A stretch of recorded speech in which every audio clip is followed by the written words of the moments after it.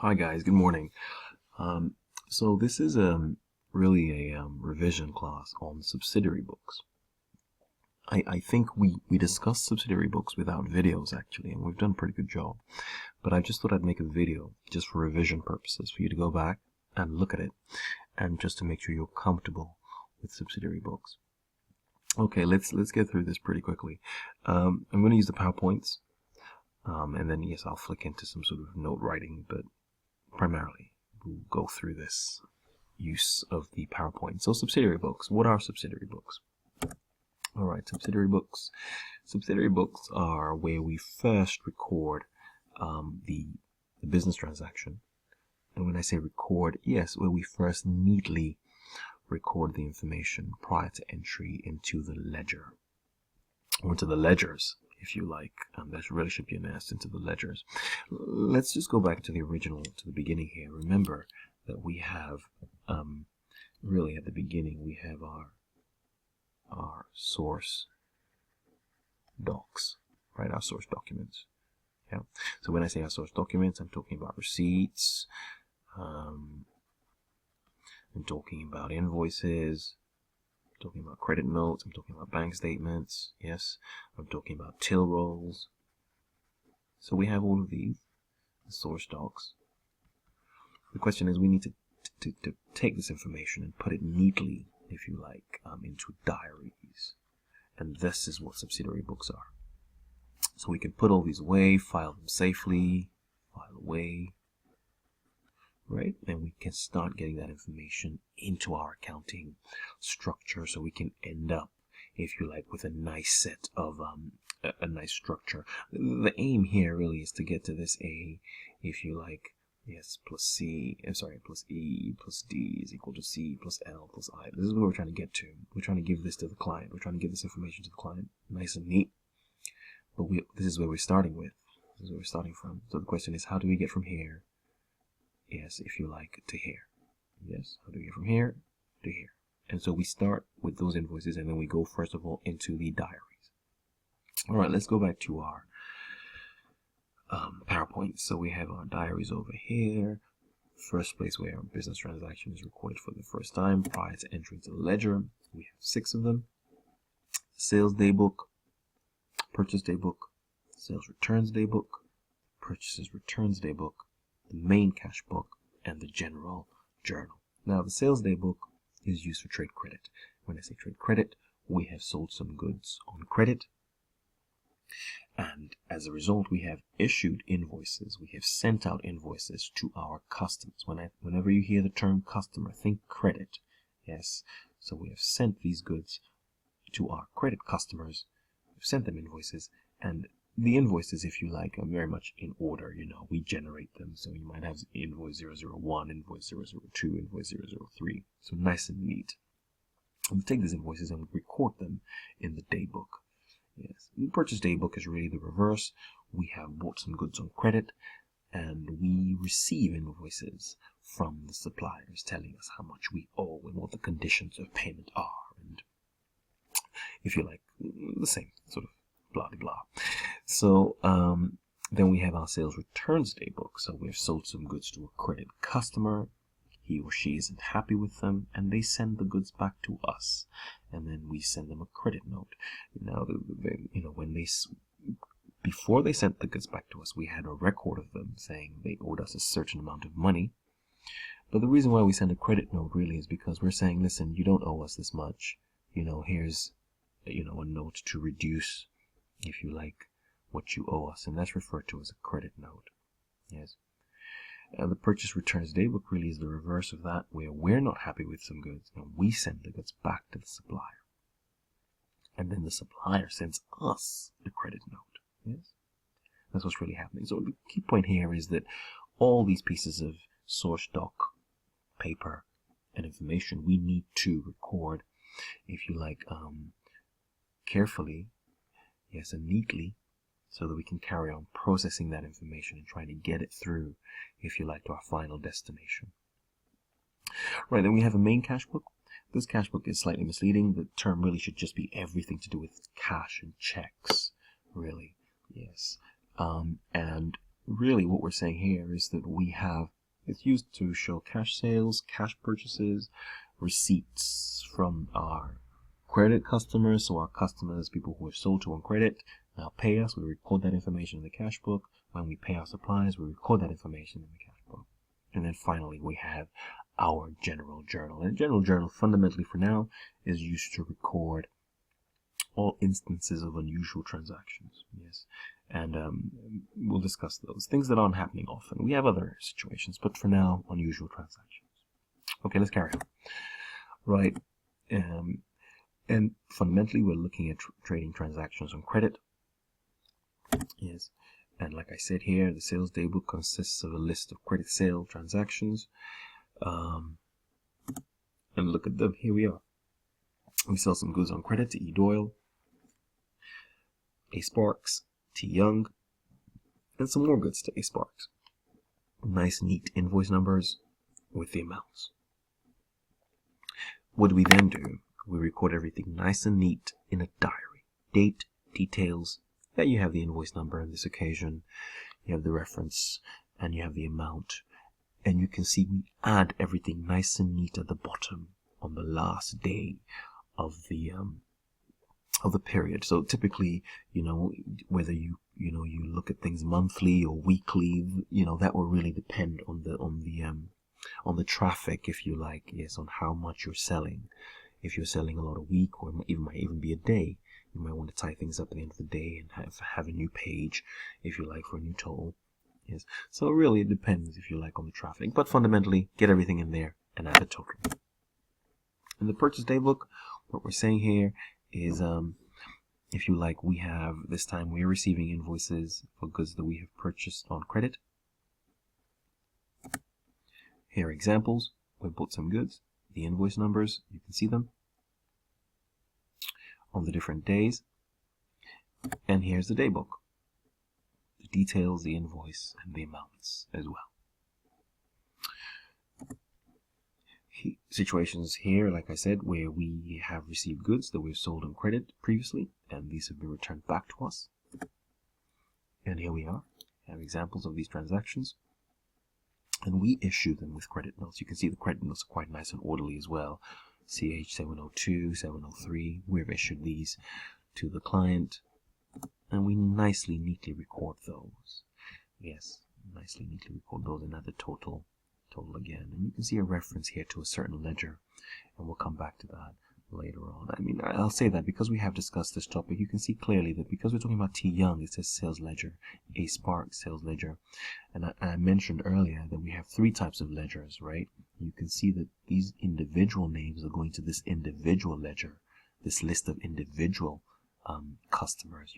When I come to talk about totals, I mentioned before, we're talking about the general ledger. But for now, just if you can pick these little things up as we're going along, that will be helpful. But otherwise, I will come back to it again. Purchase returns day book. This is when you're returning some goods you're not happy with. Yes. And then you receive a credit note, if you like. And you can see here, credit notes are slightly looking different. When you received credit note. And here we are. Here are the totals again. Now what happens next? Really, this is the big picture. Like I said, you have the information from the source documents to the subsidiary books, and then those go into the ledgers. Let's play with a little example very quickly, so we can just see what's taking place. I'm going to prepare, if you like, the subsidiary books very quickly and put the information into the ledger. Yes, and then we'll tie up there. But that's really the key point that I want to go. So just work with me. I'll be quick. Here we are. So look at this information for a certain Michael Jackson, who sells shoes. And we're talking about the month of January. Yes. So on the 1st of January, he opens his business with £10,000 in the bank. So really, I guess you could argue that the source document could be the receipt, if you like, given to him by the bank, saying that money has come in to the bank. He could use a bank statement. And if you like, the subsidiary book, fundamentally, yes, oops, let me open up a new page here. Yes, the subsidiary book, fundamentally, first of all, let's start. The Let's make a nice big cash book. This is all very, very, what's the word?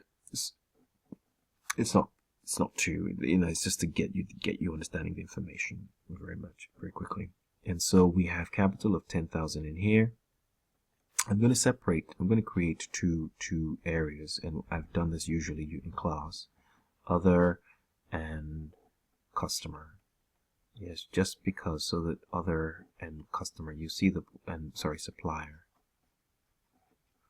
so that you just sort of see what's really happening. And we use other for, if you like, everything else, and customer, money received. And you're happy with the cash book, right? You know that on this side, when we receive money, we record it on the debit side. We've talked, well, not, if you like, the left side, but you can call it the debit side for now. So you're receiving 10,000, and of course the reference we're going to use is, you're going to use capital. You're going to write it in there so you know what it is. So we write a capital, and we write 10,000 here. Subsidiary book. Now the other place we record this, of course, is a general journal. Yes, general journal, because, as I say, it's an unusual item. It's not something that happens every day. And if I remember, I said to you that when we record information in the general journal, we journal the information. So we actually create or use the real journal language. So we say, well, we write the date. In this case, I believe it's the 1st of January. We write the date. Well, we debit bank because that's what's happened, 10,000. And we credit capital 10,000. And we write what it is, being the introduction of capital. Yes. Let me see if I can extend this page. It doesn't seem to extend very well. That's fine. I'll just have to make new pages as we go along. Right, and that's fundamentally what's happening with the very first transaction. So I must emphasize, the general journal really is a memo. It's a memo journal. But this is really where we want to make sure it's in there, because money's gone into the bank in the cash book. Okay, let's get through the others very quickly. Okay, then we paid rent on premises, £500. Well, here again, you paid rent. If you like, these are the details. Rent, 500. That's what's happened. It's not unusual, so there's no need to put it in the general journal. Let's look at the next one very quickly. Then you bought some shop fittings, 1,500. Yes, shop fittings, 1,500. I guess you could argue that it's unusual as well. So you could put as well, I just can't scroll down, but otherwise you put this in the general journal as well and write the journal. Yes, you put what's the date? Let's just quickly have a look at the date. The date is the 5th of Jan. Yes, so you have the 5th of Jan. Yes. Debit shop fittings. Credit bank. 1,500. 1,500. Yes. Very good. And then, if you like, let's go on to the next one. We buy some shoes on credit from Shoes Limited. So we buy some shoes on credit from Shoes Limited. Yes. So we open up a purchase day book. And we have, if you like, the date, the details, and the amount. Yes. And as I say, this is just a sketch. You can see we have the PowerPoints to guide us as to what's really happening. We buy the shoes on credit for £5,000. And that's the £5,000 you chuck in there under the amount.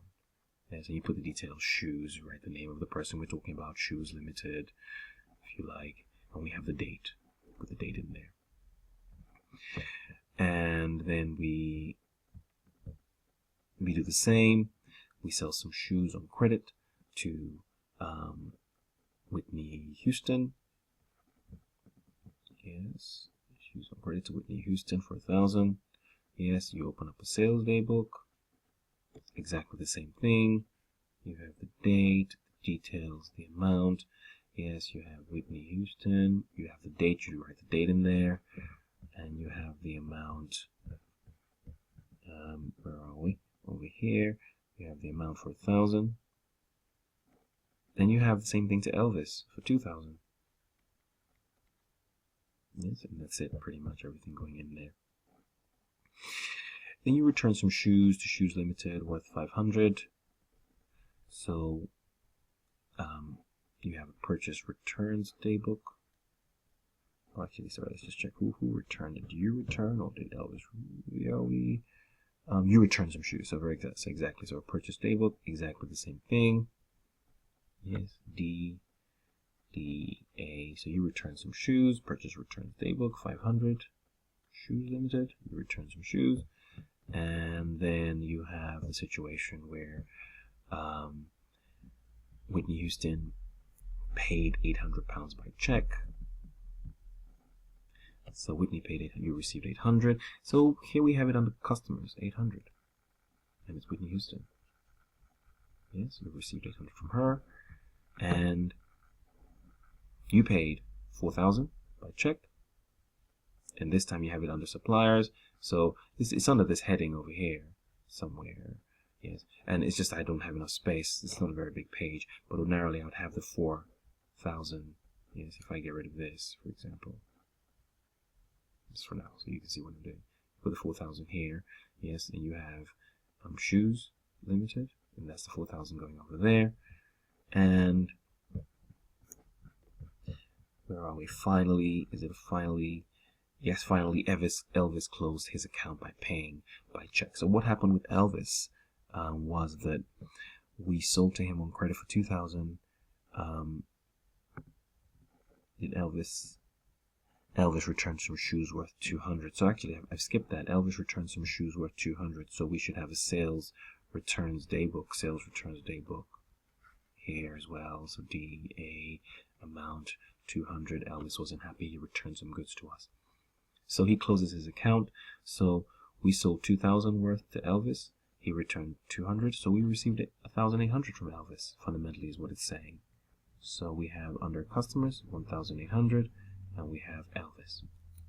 And these are your subsidiary books. So we put all the source documents away, total everything up as we've seen, and then we can move from here now to the ledgers, which we'll talk about in a separate video. But this is what's really happening when we talk about, if you like, the subsidiary books. Getting that information from the source documents into a set of nice, neat diaries. Mine aren't very neat, but, it's okay. All right, great stuff. See you in the next video.